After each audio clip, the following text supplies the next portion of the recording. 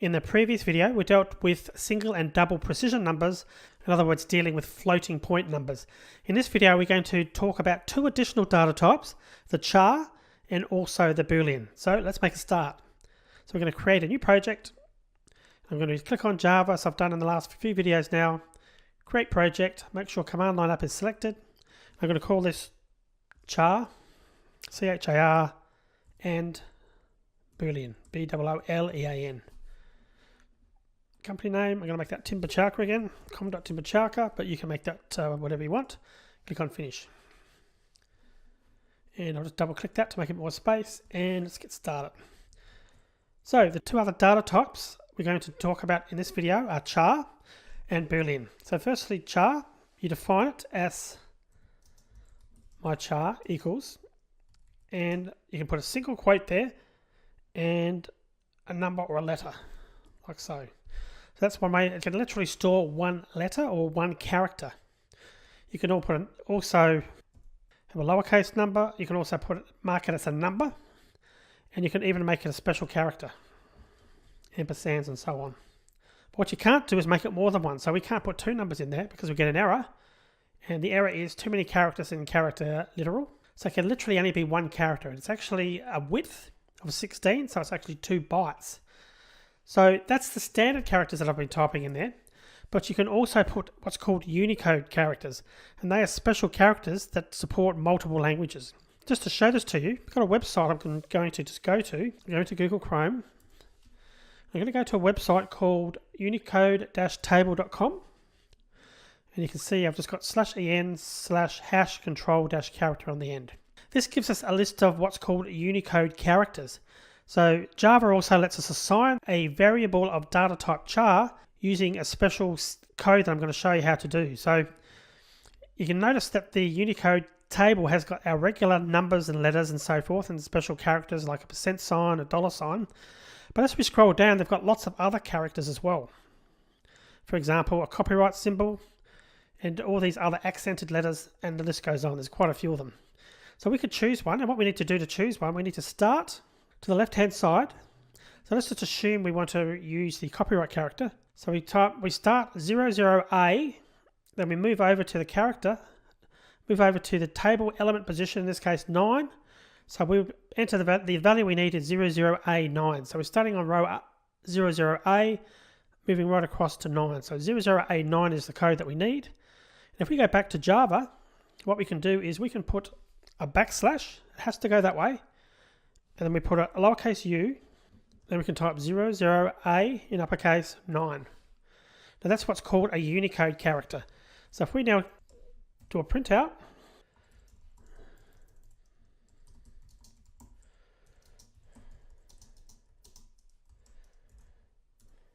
let's run that. And you can see there that the character has been outputted as a copyright symbol. So the actual range of a char is a width of 16.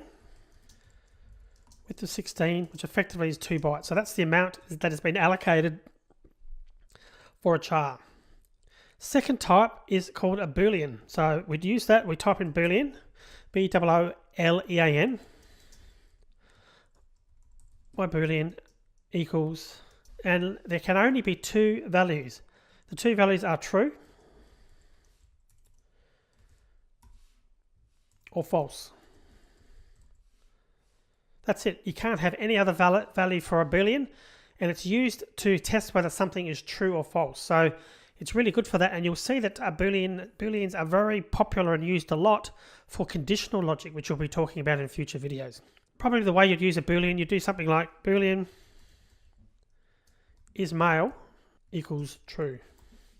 The variable name is asking a question, then the value will be whatever the answer is set to. So in this case, we're saying, is it a male as the variable name, and we're signing the value of true.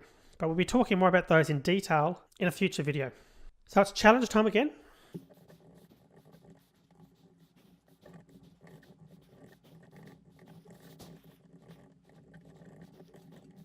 So the challenge for this video is to find the code for the registered symbol on the same line as the copyright symbol on the web page that I've shown you. And incidentally, that website is in the resources section of the video, so you can click over into the resources section to find that link, or I'm going to go back and show you that on the page now if you want to write it down. So you need to find the code for the registered symbol, and that's the symbol that is very much like a copyright with a C in the middle, but it's actually got an R. You then need to create a variable of type char and assign it the Unicode value for that symbol, and then display it on the screen.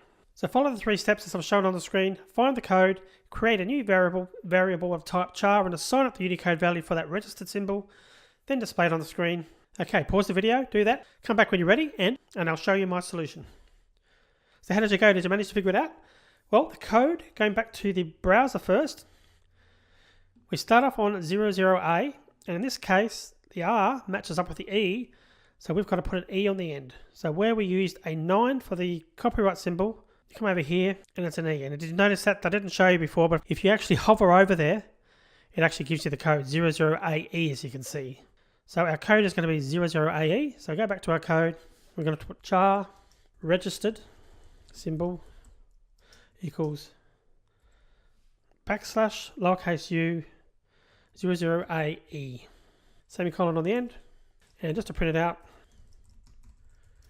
registered symbol equals registered symbol. And that's it, that's the solution. So if we'll run that just to confirm,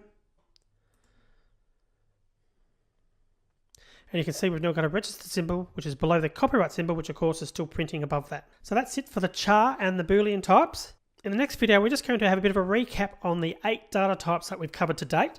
They were called primitive types, and I'll be just explaining what that means. And then we're going to move on to another data type, a special data type. We're going to be looking at that in the next, and that's called string. And we're going to also be looking at that in the next video. In the previous video, we dealt with single and double precision numbers, in other words, dealing with floating point numbers. In this video, we're going to talk about 2 additional data types, the char and also the Boolean. So let's make a start. So we're going to create a new project. I'm going to click on Java, as I've done in the last few videos now. Create project, make sure command line up is selected. I'm going to call this